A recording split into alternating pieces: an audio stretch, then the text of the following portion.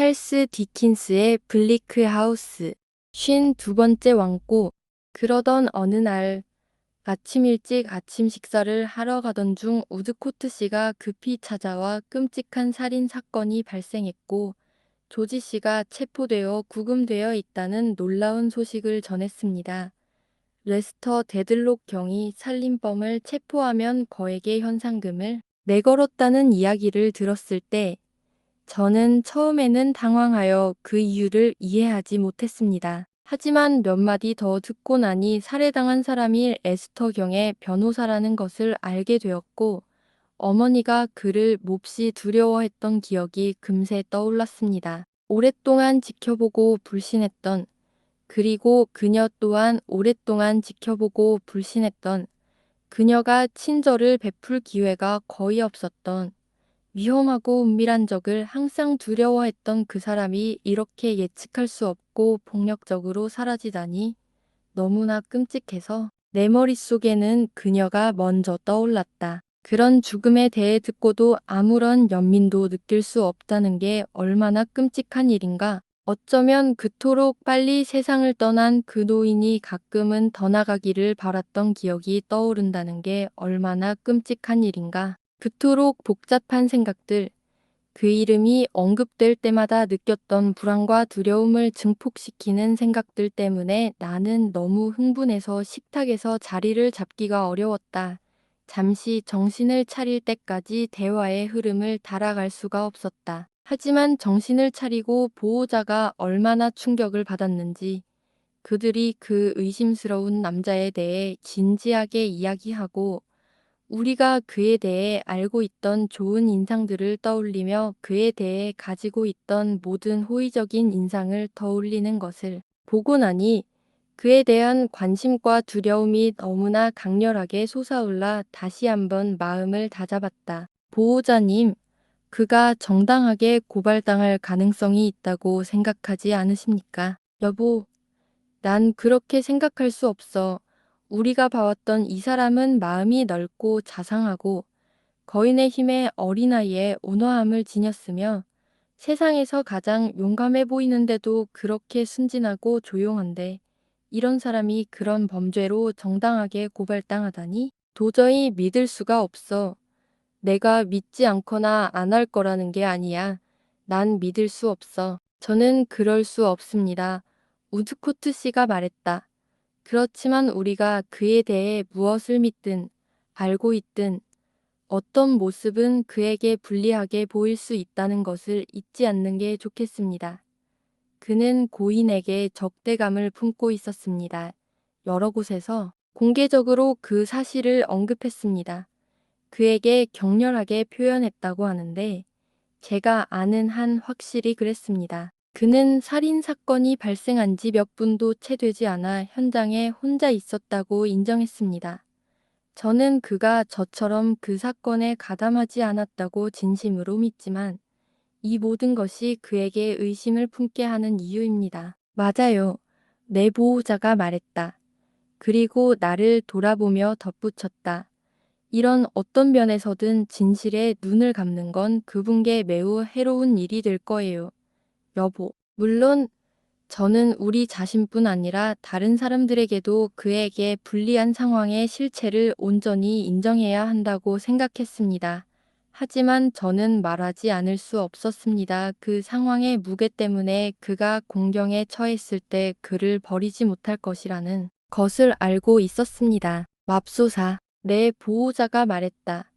그가 떠난 불쌍한 두 아이 곁에 섰던 것처럼 우리도 그 아이 곁에 있겠습니다. 그는 그리들리 씨와 그 아이를 말하는 것이었다. 조지 씨가 두 아이에게 보살핌을 준 것이다. 우드코트 씨는 경찰관의 부하가 밤새도록 정신없이 거리를 헤매다가 새벽부터 자기와 함께 있었다고 말했습니다. 경찰관이 가장 먼저 걱정하는 것 중 하나는 우리가 그를 유죄로 생각하지 않을까봐 걱정하는 것이었습니다. 그는 전령에게 자신이 완벽한 무죄임을 모든 엄숙한 약속으로 우리에게 전하라고 했습니다. 우드코트 씨는 아침 일찍 우리 집에 와서 이러한 진술을 하겠다고 약속함으로써 그 부하를 진정시켰을 뿐이라고 했습니다. 그는 지금 직접 죄수를 만나러 가는 중이라고 덧붙였습니다. 후견인은 곧바로 그도 가겠다고 했습니다. 게다가 저는 그 은퇴 군인을 매우 좋아했고 그도 저를 좋아했습니다. 게다가 저는 후견님만 아는 그 일에 은밀히 관심이 있었습니다. 마치 그 일이 제게 아주 가까이 다가온 것 같았습니다. 진실이 밝혀지고 무고한 사람들이 의심받아서는 안 된다는 것이 저 자신에게도 개인적으로 중요한 일인 것 같았습니다.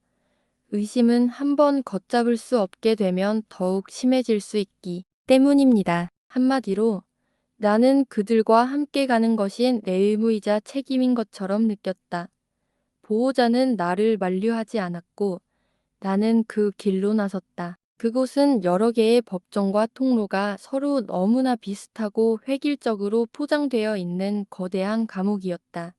그래서 지나가면서 마치 내가 읽은 바에 따르면 해마다 똑같은 벽에 갇혀 독방에 갇혀 잡초나 길 잃은 풀잎을 탐하는 고독한 죄수들의 모습을 새롭게 이해하는 듯했다. 마치 위층 지하실처럼 홀로 서 있는 아치형 방에서 벽은 너무나 눈부시게 하얗게 칠해져 있어서 거대한 철제 장살과 철제 문이 실제보다 훨씬 더 짙은 검은색으로 보였다. 그곳에서 우리는 병사가 구석에 서 있는 것을 발견했다. 그는 그곳 벤치에 앉아 있다가 자물쇠와 빗장이 돌아가는 소리를 듣고 일어섰다. 우리를 보자. 그는 평소처럼 묵직한 발걸음으로 한 걸음 앞으로 나오더니 거기서 멈춰서서 가볍게 고개를 숙였습니다. 하지만 내가 계속 다가가며 그에게 손을 내밀자 그는 곧 우리의 말을 알아들었습니다. 정말이지. 신사숙녀 여러분, 이제 마음의 짐을 내려놓을 수 있을 것 같습니다. 그는 진심으로 우리에게 인사하고는 숨을 길게 들이쉬며 말했다. 이제 어떻게 끝나든 상관없습니다. 그는 죄수라고는 전혀 보이지 않았다. 침착함과 군인다운 태도를 보니 오히려 교도관에 훨씬 더 가까워 보였다. 여긴 책 갤러리보다 더 험난한 곳이야. 여자를 맞이하기엔 더 힘들지. 조지 씨가 말했다. 하지만 서머슨 양은 이 상황을 잘 헤쳐나갈 거야. 그가 앉아있던 벤치로 나를 안내하자. 나는 자리에 앉았다.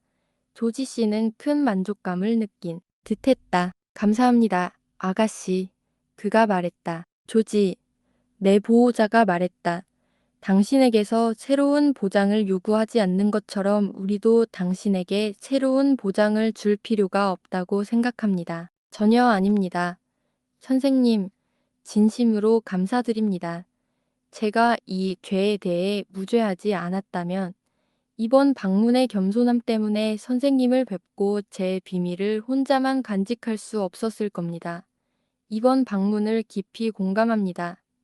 저는 웅변가가 아니지만 서머순 양과 신사 여러분, 깊이 공감합니다. 그는 잠시 얼분 가슴에 손을 얹고 고개를 숙여 우리 쪽으로 향했다. 다시 똑바로 자세를 잡았지만 그는 이 단순한 방식으로 자연스러운 감정을 마음껏 표현했다. 먼저 내 보호자가 말했다. 조지, 당신의 개인적인 편의를 위해 우리가 뭐든 도와드릴까요? 무슨 일입니까, 선생님? 그는 목을 가다듬으며 물었다. 당신의 개인적인 편안함을 위해서요. 이 감금 생활의 고통을 덜어줄 만한 게 있으신가요? 글쎄요, 선생님. 조지가 잠시 생각한 후 대답했다. 저도 똑같이 감사드립니다.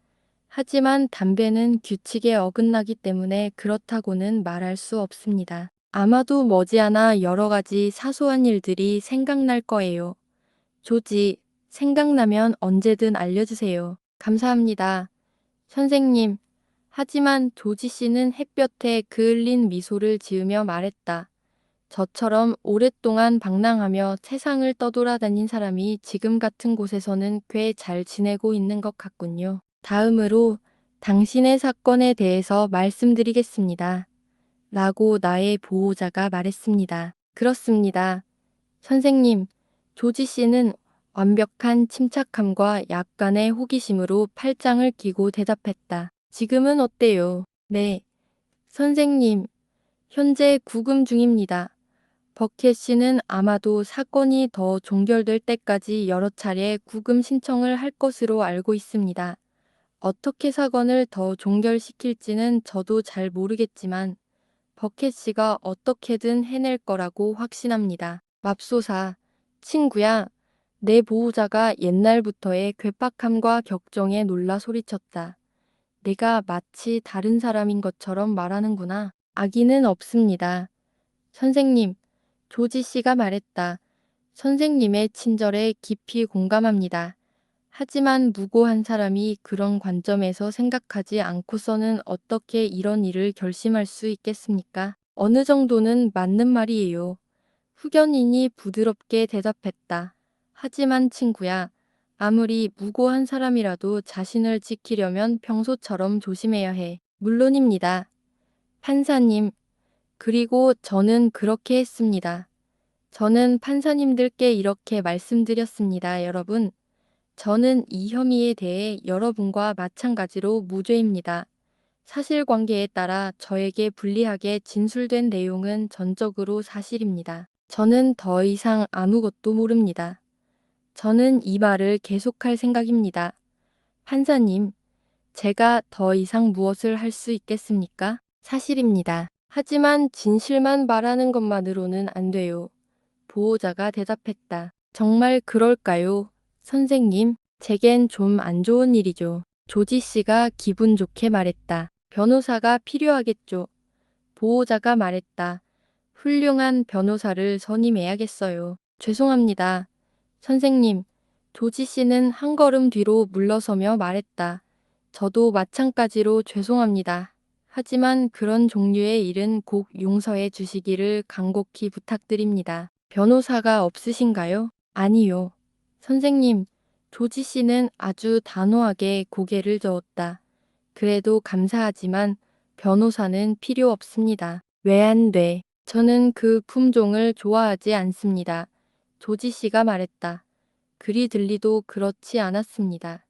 그리고 제 말이 좀 지나치다고 양해해 주시면 좋겠는데 당신도 그렇게 생각하실 리가 없습니다. 선생님, 그게 바로 공평이에요.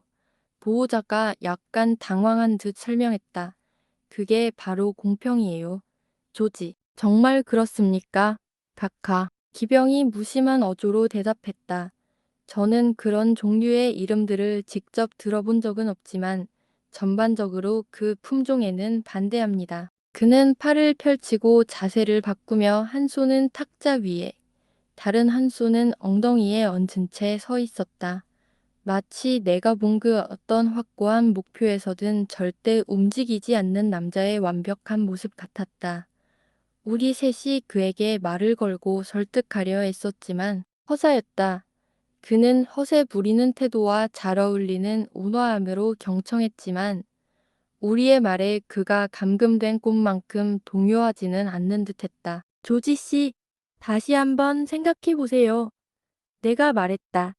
당신의 사건과 관련해 바라는 게 없습니까? 물론 군사재판을 통해 재판을 받고 싶습니다. 아가씨, 그가 대답했다. 하지만 그건 불가능합니다. 잘 알고 있습니다. 아가씨, 몇 분만이라도 제게 귀 기울여 주신다면 그 이상은 안 됩니다. 최대한 명확하게 제 변명을 해보겠습니다. 그는 우리 셋을 차례로 바라보더니 꽉 끼는 제복의 옷깃과 밑단을 조정하듯이 고개를 살짝 저었다. 그리고 잠시 생각한 뒤 계속했다. 있잖아요, 아가씨. 저는 수갑을 차고 구금되어 여기로 왔습니다. 저는 낙인 찍히고 불명예스러운 사람이고 여기 있습니다. 제 사격장은 버킷이라는 놈들이 여기저기 뒤지고 있습니다. 제가 가진 재산은 그것도 작은데 이리저리 횡설수설하며 자기도 모르게 하고 있습니다. 그리고 앞서 말했듯이 저는 여기 있습니다. 저는 그것에 대해 특별히 불평하지 않습니다. 비록 제가 지금 이 자리에 있는 것은 제 잘못이 전혀 아니지만 젊은 시절에 방랑의 길로 빠지지 않았더라면 이런 일은 일어나지 않았을 거라는 것을 잘 알고 있습니다. 이미 일어난 일입니다. 그렇다면 어떻게 이 상황을 헤쳐나갈 것인가 하는 문제가 남습니다. 그는 잠시 거무스름한 이마를 기분 좋은 표정으로 문지르더니 미안하다는 듯이 말했다. 제가 워낙 말이 짧아서 좀 생각을 해야 할 것 같습니다. 잠시 생각한 그는 다시 고개를 들고 말을 이어갔다. 어떻게 해야 할까? 자, 불행하게도 고인은 변호사였고 나를 꽤나 꽉 쥐고 있었어. 그의 죄를 긁어 모으고 싶진 않지만 살아 있었다면 악마처럼 나를 꽉 쥐고 있었지. 그래서 그의 직업이 더 마음에 들지 않아 그의 직업을 피했다면 이곳을 피했을 거야. 하지만 내 말은 그게 아니야. 자, 내가 그를 죽였다고 가정해보자. 만약 내가 그의 몸에 최근에 발사된 권총을 쏘았다고 가정해보자. 버킷이 내 집에서 발견한, 아니, 어쩌면 내 집이 된 이후로 언제든 발견될지도 모르는 권총 말이야. 여기서 완전히 빠져나오자마자 어떻게 했어야 했지? 변호사를 구했어. 그는 누군가 자물쇠와 빗장을 여는 소리를 듣고 멈췄고 문이 열렸다가 다시 닫힐 때까지 다시는 문을 열지 않았습니다. 무슨 목적으로 열었는지는 곧 말씀드리겠습니다. 변호사를 선임했어야 했는데 변호사는 신문에서 자주 읽었듯이 내 의뢰인은 아무 말도 하지 않고 변론은 보류하고 있다라고 말했을 겁니다. 내 의뢰인은 이러이러하고 저러이러하고 글쎄요. 제 의견대로 솔직하게 말하는 건 그쪽 사람들이나 다른 사람들이 그렇게 생각한다고 생각하는 건 아니잖아요. 제가 무죄라고 말하고 변호사를 선임한다면 변호사는 제가 유죄라고 믿을 가능성이 무죄일 가능성과 비슷할 겁니다. 어쩌면 더 그럴지도 모르죠. 변호사는 제가 유죄라고 하든 말든 어떻게 할까요? 제가 유죄인 것처럼 행동할 겁니다. 입 다물게 하고 자백하지 말라고 하고 정황을 숨기고 증거를 깎아내리고 트집을 잡고 어쩌면 저를 풀어줄지도 모르죠. 하지만 서머슨 양, 제가 그런 식으로 풀려나는 게 마음에 드나요? 아니면 제 방식대로 교수형에 처해지는 게 낫겠어요. 제가 여성에게 그렇게 불쾌한 말을 하는 걸 용서해 주시겠어요? 그는 이제 자신의 주제에 흥미를 느꼈고 더 이상 기다릴 필요는 없었다. 차라리 내 방식대로 교수형에 처해지겠어요. 그리고 그럴 생각입니다. 힘찬 팔을 양옆으로 벌리고 검은 눈썹을 치켜올린 채 우리를 둘러보며 말했다. 다른 사람보다 교수형에 처해지는 게 더 편하다는 말은 할 생각이 없습니다. 제가 말하고 싶은 건 저는 깨끗하고 온전하게 보여야 한다는 겁니다. 그렇지 않으면 아예 안 된다는 겁니다. 그래서 저에 대한 비난이 사실이라면 저는 사실이라고 말합니다. 그리고 그들이 당신이 하는 말은 무엇이든 쓰일 겁니다. 라고 하면 저는 개의치 않는다고 말합니다. 쓰일 겁니다. 그들이 진실을 전부 털어놓지 못하면 그보다 못한 다른 어떤 이유로든 저를 무죄로 만들지 않을 겁니다. 설령 그렇게 한다 해도 그건 제게 아무 소용이 없습니다. 그는 돌바닥을 한두 걸음 걸어간 뒤 테이블로 돌아와서 할 말을 마쳤습니다. 신사숙녀 여러분, 두 분 모두 여러 번이나 관심을 가져주셔서 감사드리고 관심에 더욱 감사드립니다. 무딘 칼날 같은 사고방식을 가진 일개 병사에게만 보이는 현실이 바로 이렇습니다. 저는 군인으로서의 의무를 넘어서는 삶을 살아본 적이 없습니다. 설령 최악의 상황이 닥쳐도 뿌린 대로 거두게 될 것입니다. 살인범으로 체포된 첫 번째 충격에서 벗어나고 나서야 저처럼 여기저기를 돌아다닌 순례자가 충격에서 회복하는데 그렇게 오랜 시간이 걸리지는 않습니다. 지금 여러분이 보시는 모습과 같은 모습을 얻게 되었습니다. 저는 그런 신분으로 남을 것입니다. 어떤 친척도 저 때문에 망신을 당하거나 불행해하지 않을 것입니다. 그리고 제가 드릴 말씀은 이 정도입니다. 문이 열리자 군인처럼 보이는 또 다른 남자가 들어왔다. 첫눈에 그다지 매력적이지 않은 모습이었다. 그리고 비바람에 그을린 피부에 밝은 눈을 가진 건강한 여자가 바구니를 들고 들어왔다. 그녀는 들어오자마자 조지 씨의 말에 매우 귀 기울였다. 조지 씨는 익숙한 고개 끄덕임과 다정한 표정으로 그들을 맞이했지만 연설 중간에 특별한 인사는 없었다. 그는 이제 그들의 손을 정중하게 잡고 말했다. 서머슨 양과 신사 여러분, 이분은 제 오랜 동지 매튜 배그넷입니다. 그리고 이분은 그의 아내 배그넷 부인입니다. 배그넷 씨는 우리에게 군인처럼 엄숙하게 인사했고 배그넷 부인은 우리에게 절을 했습니다. 정말 친한 친구들이죠. 조지 씨가 말했다. 제가 끌려간 곳은 바로 그 친구들 집이었어요. 중고 바이올린으로요. 배그넷 씨가 화난 듯 고개를 갸웃거리며 말했다. 좋은 음색이군. 친구치고는 돈은 문제될 게 없지. 네, 조지 씨가 말했다. 제가 이 아가씨와 두 신사분께 드린 말씀을 잘 들으셨을 겁니다. 마음에 드실 거라고 생각합니다. 배그넷 씨는 곰곰이 생각한 후 그 점을 아내에게 말했다. 할머니, 그가 말했다. 말해보세요. 제 마음에 드는지 아닌지, 제 마음에 드는지. 조지, 바구니를 풀던 배그넷 부인이 소리쳤다. 바구니에는 차가운 절인 돼지고기 한 조각, 차와 설탕 약간, 그리고 갈색빵 한 개가 들어있었다. 그렇지 않다는 걸 알아야 해.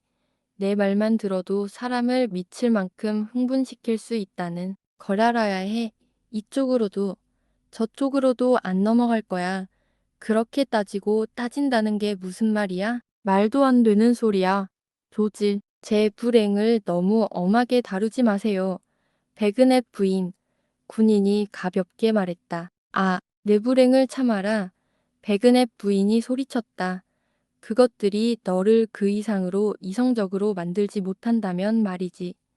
단 평생 누군가가 어리석은 소리를 하는 것을 듣는 게 이렇게 부끄러웠던 적이 없었어. 오늘 내가 이 자리에 있는 사람들에게 하는 말을 듣는 게 얼마나 부끄러운지 변호사라니? 오리사가 너무 많아서 그 신사분이 추천해준 변호사 12명을 두는데 방해가 될 리가 있겠어. 이분은 아주 분별력 있는 분이시군요. 내 보호자가 말했다. 백은의 부인, 당신이 그를 설득해 주시기를 바랍니다. 설득하세요. 선생님, 그녀가 대답했다. 주님, 안 돼요. 조지를 모르시잖아요. 자, 저기요. 백은의 부인은 바구니를 내려놓고 맹갈색 두 손으로 그를 가리켰다. 저기 저 사람이 서 있군요. 제멋대로이고 고집 센 사람이라니. 하늘 아래 인간을 참을성 없이 내버려둔 꼴이라니. 840파운드짜리 총을 당신 힘으로 들고 짊어질 수 있다면 그 사람이 머릿속에 뭔가를 집어넣고 고쳤을 때 돌려 세우는 것보다 낫겠어요. 왜? 저는 그를 모르죠. 백은의 부인이 소리쳤다. 조지, 당신을 모르세요. 이렇게 오랜 세월이 흐른 후에 저와 새로운 인연을 맺을 생각은 아니겠죠. 그녀의 다정한 분노는 남편에게 본보기가 되었고 남편은 기병에게 여러 번 고개를 저으며 묵묵히 항복을 권고했다. 잠시 후 백은의 부인이 나를 바라보았다. 그녀의 눈빛을 보니 그녀가 내게 무언가를 하기를 바란다는 것을 알 수 있었지만 정확히 무슨 말인지는 알 수 없었다. 하지만 난 당신과 말하는 걸 몇 년이고 포기했어요.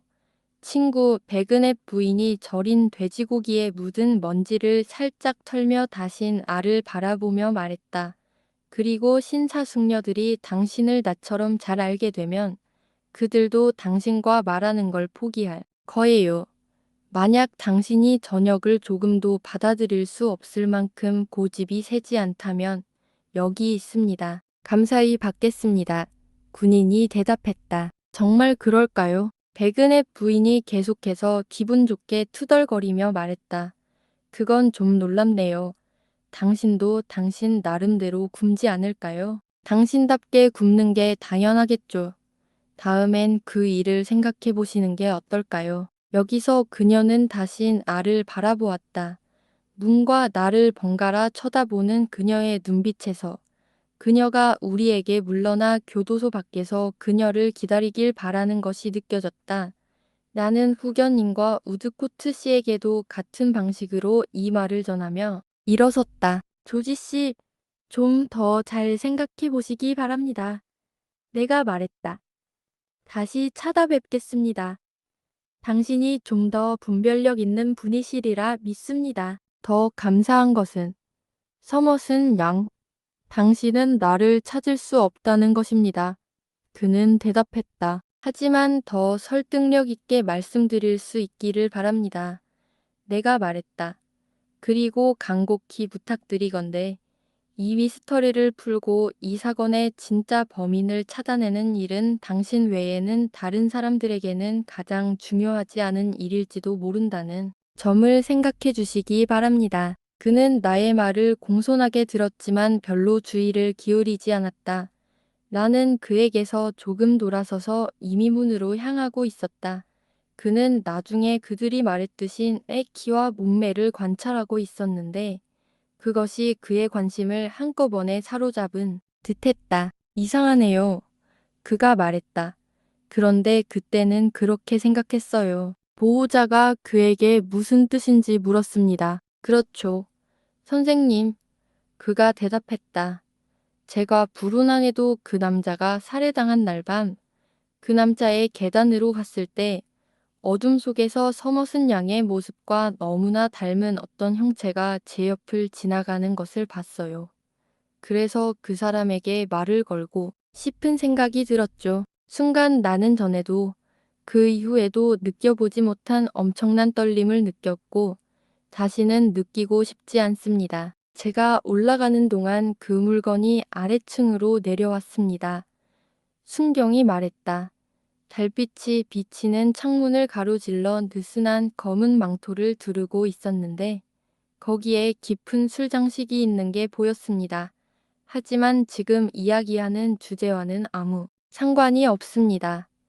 다만 서머슨 양이 그 물건과 너무 닮았다는 생각이 들었습니다. 나는 이 일 이후에 내 안에서 일어난 감정을 분리해서 정의할 수 없다.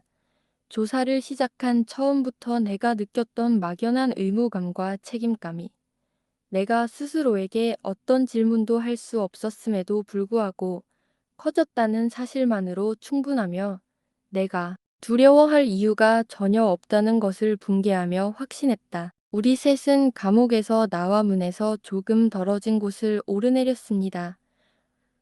문은 한적한 곳에 있었습니다. 얼마 지나지 않아 백은의 부부가 나와서 재빨리 우리와 합류했습니다. 백은의 부인의 눈가에는 눈물이 가득 고였고 얼굴은 붉게 달아올라 분주했다. 조지에게 제 생각을 말하지 않았어요. 아가씨. 그녀가 말을 꺼내자마자 첫 마디가 이렇게 말했다. 하지만 조지가 몸 상태가 안 좋아요. 불쌍한 노인네. 조심하고 신중하게. 그리고 좋은 도움을 받지 않고서는 안 됩니다. 라고 나의 보호자가 말했습니다. 선생님 같은 신사분이 가장 잘 아실 겁니다. 백은의 부인이 회색 망토 자락에 눈물을 황급히 닦으며 말했다. 하지만 저는 그분이 걱정됩니다. 그분은 너무 부주의하고 말도 많이 해서 진심이 아니었습니다. 배심원단은 리그넘이나 저처럼 그분을 이해하지 못할지도 모릅니다. 게다가 그분에게 불리한 상황이 너무 많았고 그분을 비난하는 사람들이 너무 많이 나올 텐데 버켓은 너무 심각한 사람입니다. 중고 바이올린을 가지고 있었죠. 그리고 피리를 불었다고 하더군요. 어렸을 때요. 백은혜 씨가 아주 엄숙하게 덧붙였다. 자, 말씀드립니다. 아가씨. 백은혜 부인이 말했다. 제가 아가씨라고 하면 전부 다 말씀드린다는 뜻이에요. 담벼락 모퉁이로 들어오시면 말씀드릴게요. 백은혜 부인은 우리를 더 한적한 곳으로 재촉하셨고 처음에는 숨이 차서 더 이상 나아갈 수 없었습니다. 백은혜 씨는 할머니, 저들에게 말해보세요. 라고 외쳤습니다. 그럼 아가씨, 노파가 바람을 좀 쐬려고 보닛끈을 풀며 말을 이었다. 이 지점에서 조지를 옮기는 것보다 도버성을 옮기는 게 나을 겁니다. 조지를 옮길 새로운 힘이 없다면 말이죠. 그리고 저는 그걸 가지고 있습니다. 넌 정말 보석 같은 여자야. 내 보호자가 말했다. 어서. 자, 아가씨. 제 말은 그녀는 서두르고 흥분한 나머지 매 문장마다 12번이나 손뼉을 치며 말을 이었다. 그가 아무 친척도 모른다고 한 말은 모두 헛소리예요. 그들은 그를 모르지만 그는 그들을 알고 있어요. 그는 다른 누구보다도 가끔 저에게 더 많은 말을 했고 언젠가 제 위치에서 어머니들의 머리를 하얗게 만들고 주름지게 하는 이야기를 한 것도 다 이유가 있었어요. 그날 그는 50파운드만 주면 어머니를 볼 수 있었어요. 어머니는 살아계시니 바로 이곳으로 데려와야 해요. 백은의 부인은 즉시 핀을 입에 넣고 회색 망토보다 조금 더 높게 치마 전체를 핀으로 고정하기 시작했습니다.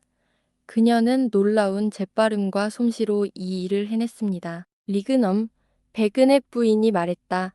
할아버지, 아이들 좀 돌봐주시고 우산 좀 주세요. 저는 그 할머니를 여기 모셔오려고 링컨셔에 가 있어요. 그런데 저 여자, 내 보호자가 주머니에 손을 넣은 채 소리쳤다. 잘 지내시죠? 돈은 얼마나 있으세요? 백은의 부인은 치마를 다시 한번 만지며 가죽 지갑을 꺼냈고 급히 몇 실링을 세어본 후 아주 만족스럽게 지갑을 닫았습니다. 저는 신경 쓰지 마세요. 아가씨, 저는 군인의 아내이고 제 방식대로 여행하는데 익숙하거든요. 리그넘, 꼬마야. 그에게 입을 맞추며 말했다. 한 명은 너, 세 명은 아이들 목이야.